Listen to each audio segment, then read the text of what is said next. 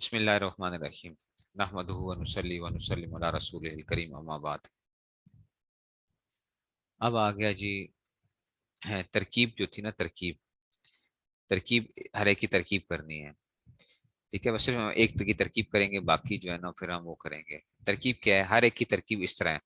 یہ والا پہلا والا دیکھو، غلام و زید حاضر، غلام و زید حاضر، ٹھیک ہے نا؟ غلام و زید حاضر، زید کا غلام حاضر ہے، غلام و زید حاضر، تو غلام کیا ہوگا؟ مضاف کہلائے گا۔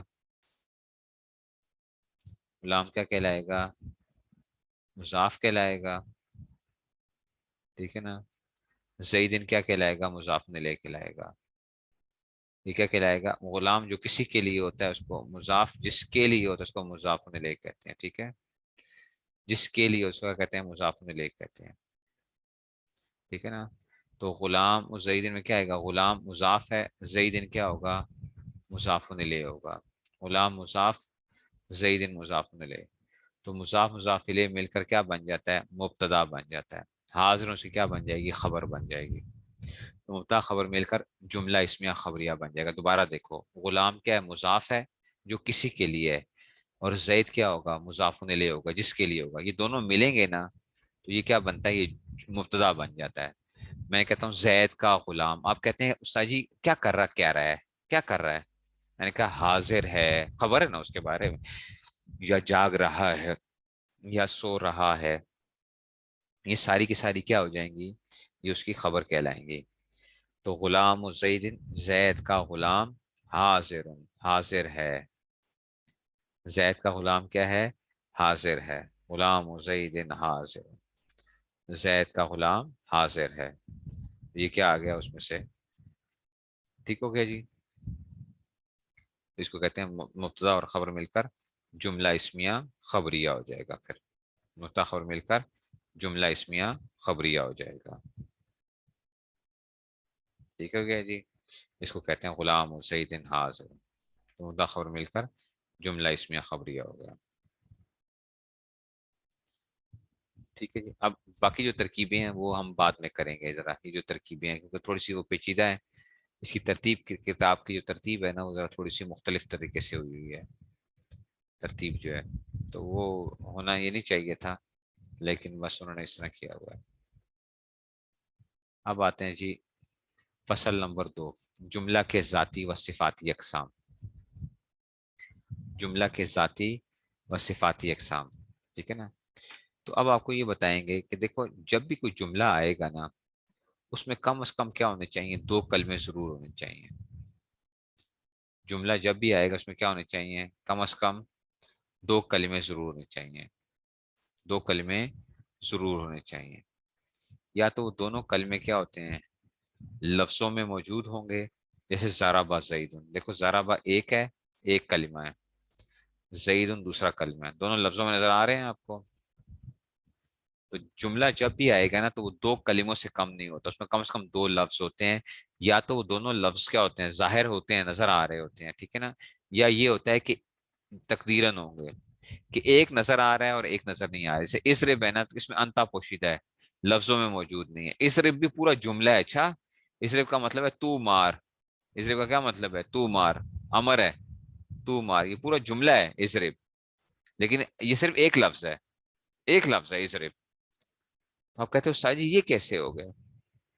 یہ تو ایک لفظ ہے، یہ پورا جملہ آپ کیسے کہہ رہے ہیں؟ تو اس میں کیا ہوتا ہے؟ اس میں انتا پوشیدہ ہے، لفظوں میں موجود نہیں ہے۔ جملے میں 2 سے زیادہ بھی کلمے ہوتے ہیں مگر زیادہ کی کوئی حد نہیں ہے، ٹھیک ہے؟ جیسے تو یا تم جو ہے نا ہوتا ہے نا، میں کہتا ہوں کرو یہ کام کرو، یہ کام کرو، تو یہ کام کرو، کرو، کھا لو، آپ کہتے ہیں بچے کو کہتے ہیں کھا لو، کیا مطلب ہے؟ تم کھا لو۔ بیٹھو، کیا مطلب ہے؟ تم بیٹھو، ٹھیک ہے نا؟ اٹھو، اس کا کیا مطلب ہے؟ تم اٹھو۔ تو ہم بول رہے ایک ہیں لیکن اس میں کیا ہے؟ دوسرا خود بخود اس میں پوشیدہ ہوتا ہے، اچھا سمجھ آئیے بات کی؟ تو جملے میں کیا ہوتے ہیں؟ 2 کم از کم کیا ہونے چاہیے؟ 2 کلمے ہونے چاہیے۔ کبھی وہ لفظوں میں ہوتے ہیں اور کبھی وہ لفظوں میں نہیں ہوتے. ٹھیک ہے نا, ایک ہوتا ہے اور ایک نظر میں نہیں آ رہا ہوتا. جب جملے کے کلمات بہت ہوں تو اسم فعل کو اس میں سے تمیز کرنا چاہیے. جملے کے کلمات بہت ہوں تو اسم و فعل کو اس میں سے تمیز کرنا چاہیے. پہلے آپ کو کیا دیکھنا چاہیے کہ آپ نے دیکھنا ہے کہ جی اسم کیا ہے, فعل کیا ہے اور حرف کیا ہے. اچھا, پہلا کام آپ نے کیا کرنا ہے, جب بھی کوئی جملہ آپ کے پاس آئے گا تو پہلا کام کیا ہے کہ آپ یہ پہچانو گے کہ اسم کون ہے, فعل کون ہے اور حرف کون ہے. اچھا, اسم, فعل اور حرف میں سے پہلا کام آپ نے یہ کرنا ہے. ٹھیک ہو گیا. جب جملے کے کلمات بہت ہوں تو اس میں تمیز کرنا چاہیے. ایک بات. نمبر 2, دیکھنا چاہیے کہ مورب ہے یا مبنی ہے. دوسری چیز آ گئی کہ بھئی یہ مورب ہے یا مبنی ہے. اب آپ کہو گے استاد جی یہ کس بلا کا نام ہے, مورب ہے یا مبنی ہے. یہ تو میں کہہ رہا ہوں کہ کتاب کے اندر کیا کیا ہوا ہے, اس کو پہلے دے دیا اور مورب اور مبنی ابھی پڑھایا ہی نہیں ہے. تو یہ آپ کو صرف ویسے میں صرف پڑھا رہا ہوں, بس آپ نے یاد نہیں کرنا ہے, اس کو یاد آپ بعد میں کرو گے. ٹھیک ہے نا, مورب ہے یا مبنی ہے. ٹھیک ہے. تیسری چیز کہ عامل ہے یا معمول ہے. تیسرا یہ کہ ہم دیکھتے ہیں کہ عامل ہے یا معمول ہے. اور چوتھی بات, اور یہ بھی کہ کلمات کا تعلق آپس میں ایک دوسرے کے ساتھ کس طرح ہے تاکہ مسند مسئلے ظاہر ہو جائے, جملے کے صحیح معنی معلوم ہو سکے. آپ کو یہ بات سمجھ میں نہیں آئے گی لیکن کوئی بات نہیں, آپ نے کیا کرنا ہے, آپ نے صرف اس کو ایک وہ کر لینا ہے. ٹھیک ہے نا, آپ نے صرف اس کو آپ نے ایک وہ کر لینا ہے. ٹھیک ہے نا, تو یہ اس میں سے آ گیا. پچھلے سال نہیں پڑھایا تھا نا میں نے, پچھلے سال نہیں پڑھایا تھا نا میں نے, یہی وہ کیا تھا کہ جناب اس میں سے پچھلے پہلے سال چھوڑ کے, بلکہ میں اس لیے نہیں وہ کرواتا ہوں کہ آپ کو اگر یہ کراؤں گا تو ٹھیک ہے نا اس میں سے بس عامل. اس لیے کہہ رہا ہوں ابھی آپ یہ پوچھتے ہیں اب شروع ہو جائیں گے مورب کیا ہے, معمول کیا ہے, عامل کیا ہے, یہ کیا ہے. اس لیے تو میں کہہ رہا ہوں کہ مجھے جو ہے نا اس ترتیب کے اوپر اعتراض ہے, سیدھی بات ہے, اس ترتیب کے اوپر اعتراض ہے مجھے. ٹھیک ہے نا, یہ ترتیب نہیں ہونی چاہیے تھی. ٹھیک ہے نا, اس وجہ سے. اچھا اچھا, پچھلے سال بھی میں نے یہی کام کیا تھا, اس سے پچھلے سال بھی میں نے اس میں فصل کو وہ کرواتا تھا. میں کہتا تھا کہ اینڈ کے اوپر آگے کا کریں گے, کیونکہ اس کا بیسیکلی کوئی فائدہ نہیں ہے عملی طور پہ. جتنی یہ بات ہے نا اس جملے اس میں سے, اس میں کوئی عملی طور پہ کوئی فائدہ نہیں ہے اس ترتیب کا, لیکن یہ پیپر میں آ جاتی ہے, وفاق والے دے دیتے ہیں. ٹھیک ہے نا, اس میں سے آپ کہتے ہیں جملہ با اعتبار ذات کے 4 قسم کے ہوتا ہے. جملہ کے نا ذاتی طور پہ نا, صفاتی طور پہ نہیں, اس کی صفت کے اعتبار سے نہیں, ذات کے اعتبار سے جملہ کتنی قسموں پر ہے, 4 قسم پر ہے. ایک ہوتا ہے اسمیہ ہوتا ہے. ٹھیک ہے نا, ایک ہوتا ہے فعلیہ ہوتا ہے, ایک ہوتا ہے شرطیہ ہوتا ہے, اور ایک ہوتا ہے ظرفیہ ہوتا ہے. ایک ہوتا ہے اسمیہ, فعلیہ, شرطیہ اور ظرفیہ. جملہ اسمیہ کیا ہے, جیسے آپ نے پڑھ چکے ہو زید قائم, پڑھا ہے نا زید قائم, پہلا اسم دوسرا خبر. فعلیہ جیسے قام زید, کیا آ گیا,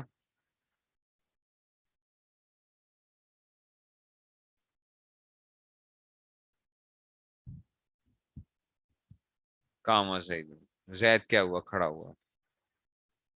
ٹھیک ہے نا, فعلیہ آ گیا. شرطیہ, شرط جیسے ان تکرمنی اکرم کا, اگر تو نے میرا اکرام کیا تو میں تیرا, اگر ان تکرمنی, اگر تو میرا اکرام کرے گا تو میں تیرا اکرام کروں گا. ان تکرمنی اکرم کا. ٹھیک ہے نا, اگر تو میرا اکرام کرے گا تو میں بھی کیا کروں گا, تیرا اکرام کروں گا. ان تکرمنی اکرم کا, اگر تو میرا اکرام کرے گا تو میں بھی تیرا اکرام کروں گا. ظرفیہ جیسے ان دی مالن, میرے پاس کیا مال ہے, ان دی مالن, میرے پاس. ٹھیک ہے, اس کو ظرفیہ کہتے ہیں. یہ کیا آ گیا آپ کے پاس, یہ 4 قسم کے, یہ چاروں قسم اصل جملہ کہلاتی ہیں. چاروں قسمیں کیا, اسمیہ, فعلیہ, شرطیہ اور ظرفیہ, یہ باعتبار ذات کے جملے کی قسمیں ہوتی ہیں. ٹھیک ہے نا, ابھی میں صرف آپ کو کیا کر رہا ہوں, میں صرف ایک گو تھرو کر رہا ہوں. اچھا, وہ سمجھ رہے ہو, ورنہ آپ کہیں چھڑوا دیں, اگر چھڑوا دوں گا تو آپ پھر بار بار مجھ سے یہ سوال کریں گے, استاد جی یہ ہم نے نہیں پڑھا, یہ ہم نے نہیں پڑھا. تو مجھے 6 دفعہ تو سمجھانا پڑتا ہے کہ نہیں پڑھا بھائی, نہیں پڑھا, بعد میں پڑھاؤں گا. اس لیے میں نے کہا کہ میں پہلے سے کیا کروں, پڑھا دوں. اگر آپ کہیں گے کہ جو استاد جی وہ جو تھا نا اس میں سے وہ تھا, میں کہوں گا وہ میں پڑھا چکا ہوں. ٹھیک ہے، جگہ سے، جگہ کے معنی میرے پاس، ٹھیک ہے نا، یا وقت کے معنی ہوتے ہیں ان دی مال ان، یہ اس میں سے، ٹھیک ہے، ظرفیہ آ گیا، نہیں سمجھ آئی بات کی؟